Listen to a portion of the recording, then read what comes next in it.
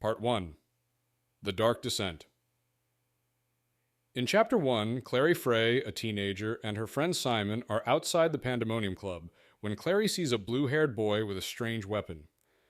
Following him inside, she witnesses two Shadowhunters, Jace and Isabel, attacking him, revealing him as a demon. When Clary intervenes, the demon breaks free but is ultimately killed by Jace. Afterward, the Shadowhunters confront Clary. Surprised, she can see them.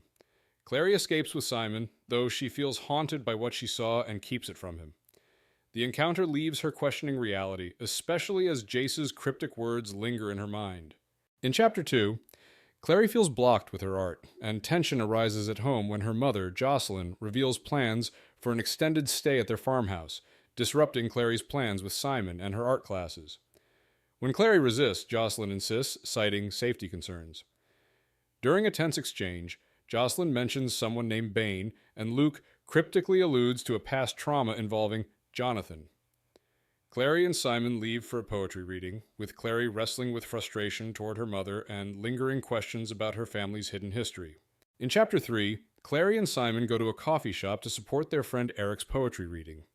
During the event, Clary meets Jace, who she had seen killing someone at a club the night before. Jace reveals that he is a Shadowhunter, part of a group that hunts demons and supernatural creatures. When Clary's mom, Jocelyn, urgently calls, she tells Clary not to come home, warning of danger. Suddenly, the call cuts off after sounds of a struggle. Clary, desperate and ignoring Jace's attempt to help, decides to return home, fearing for her mother's safety. In Chapter 4, Clary arrives home to find her apartment in disarray, her mother missing, and signs of a violent struggle.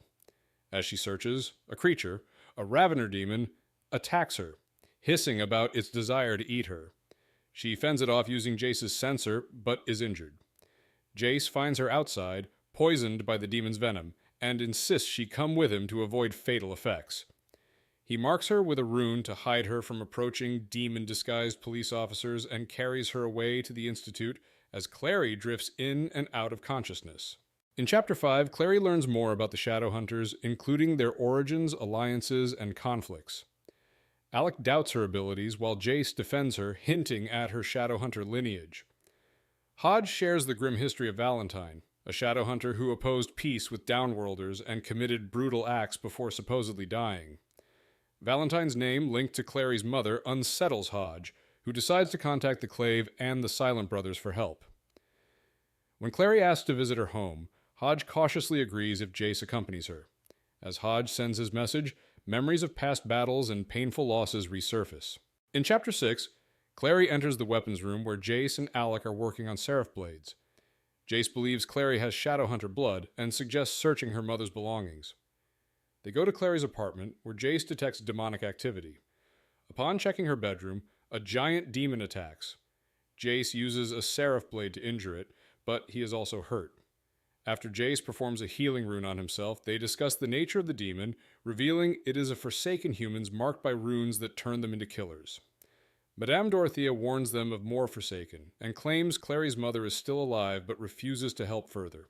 In Chapter 7, Clary and Jace visit Madame Dorothea's apartment, filled with mystical decorations. Clary questions Jace about his knowledge of magic and weapons, and they share a meal. Dorothea reveals that she was once friends with Clary's mother, Jocelyn, who was a former Shadowhunter. She discusses the nature of warlocks and downworlders, hinting at a block in Clary's memory. Dorothea shows them a 5-dimensional door that can transport them anywhere in this dimension. Clary, eager to understand her mother's past, reaches for the door's knob, leading to her being flung into empty space. In Chapter 8, Clary falls into Luke's bookstore, where Jace insists on her safety. They discover Simon hiding, who mentions seeing Luke with weapons. Concerned for Luke, Clary explores the bookstore, finding signs of struggle. They uncover a photo of Clary with Luke and her mother, indicating Luke's recent activity. Suddenly, Simon warns of Luke's arrival with two warlocks, Pangborn and Blackwell, who question Luke about Clary and the Mortal Cup. Luke denies involvement and expresses disdain for Valentine. After the warlocks leave, Clary feels unsettled, realizing the danger her mother is in, and Jace reveals that the warlocks killed his father. In Chapter 9, Clary, Jace, and Simon exit Luke's bookstore and take the L train to an old cathedral, where Jace unlocks the Hidden Institute. Inside, they find Isabel cooking, and Jace mentions seeing the men who killed his father but is hesitant to inform Hodge. Clary insists they tell Hodge, while Simon stays behind. In the greenhouse, Hodge reveals the Circle's resurgence, a group of Shadowhunters led by Valentine, who aim to exterminate Downworlders. Hodge discloses that Clary's mother was part of the Circle and shocks Clary by stating she was Valentine's wife. Part 2. Easy is the descent. In Chapter 10, Clary learns her mother was part of the Circle but left due to Valentine's views. Hodge reveals Valentine may be alive and is after the Mortal Cup. Determined to find her mother, Clary and Jace consult Brother Jeremiah, who helps unlock her repressed memories. Clary undergoes a painful memory exploration, discovering a spell has blocked her memories. They travel to the Bone City, where Jace shares his desire for revenge against Valentine. They enter the Silent City, a place of mausoleums and archives where Clary faces the Silent Brothers for assistance in recovering her memories.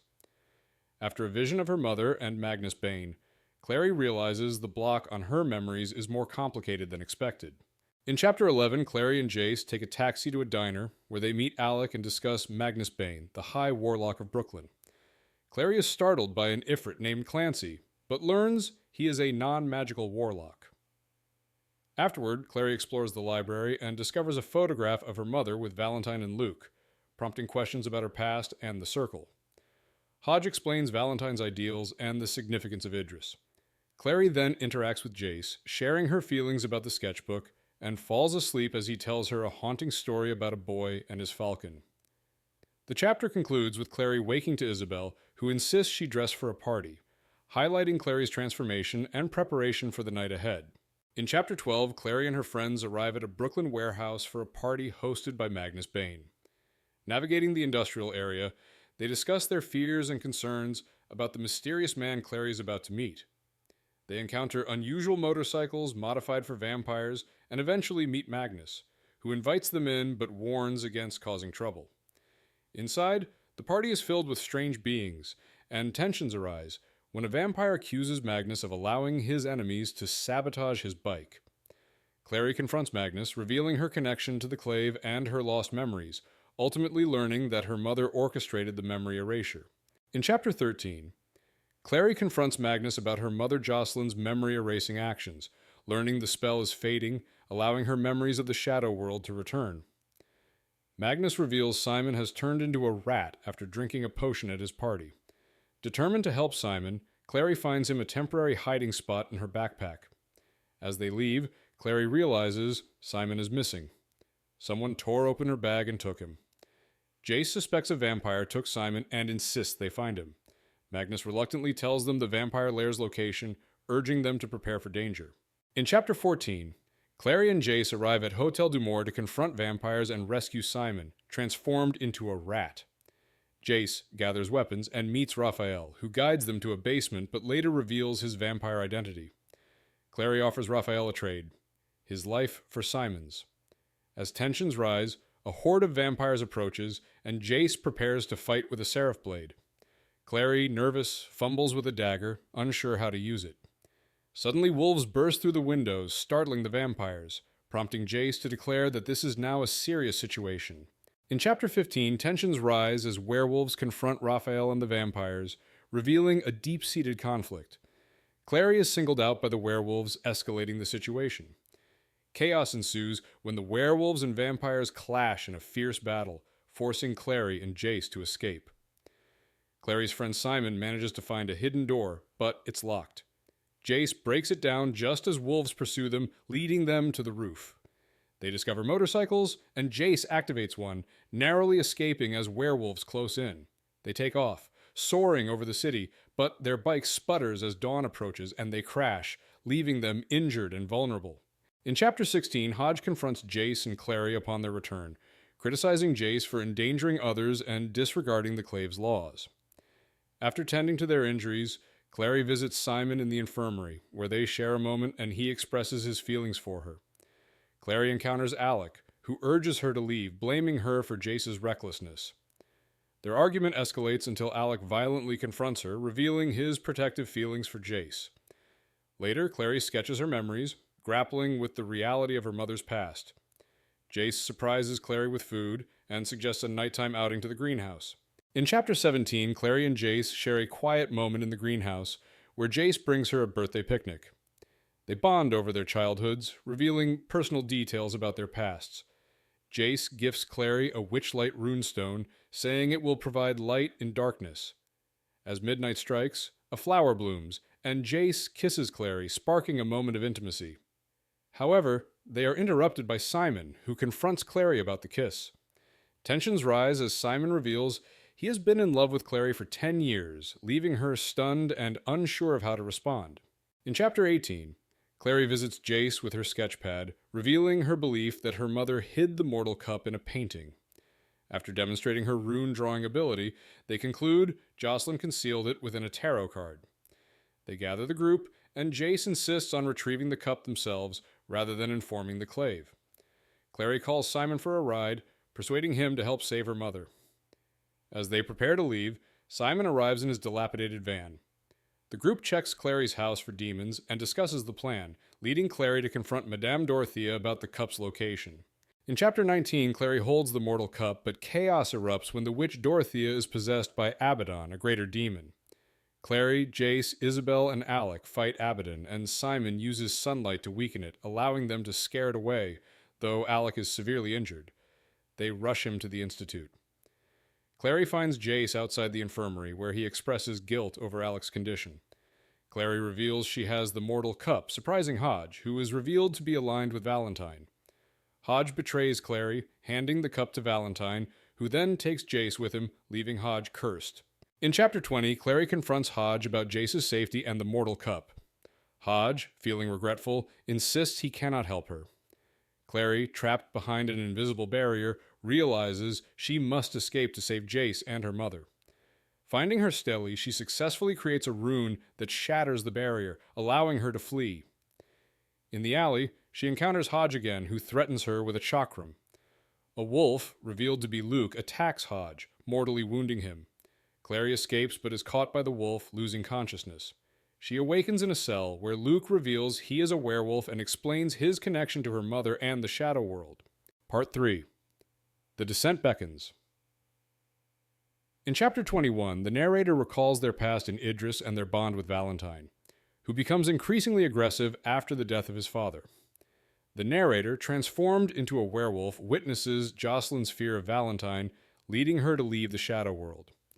After a devastating attack during the signing of the Accords, Jocelyn departs, prompting the narrator to seek her out.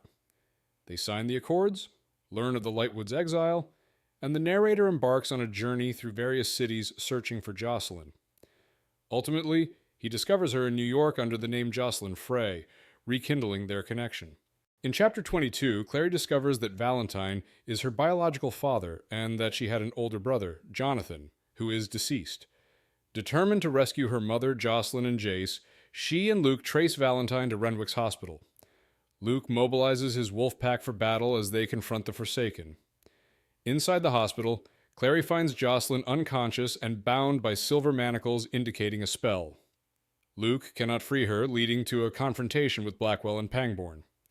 After Luke kills Blackwell, Clary finds Jace, who reveals he has been misled about his father's fate. Valentine then appears, prompting Clary to confront him. In Chapter 23, Valentine confronts Clary and Jace, revealing Clary as his daughter and Jace as his son, Jonathan.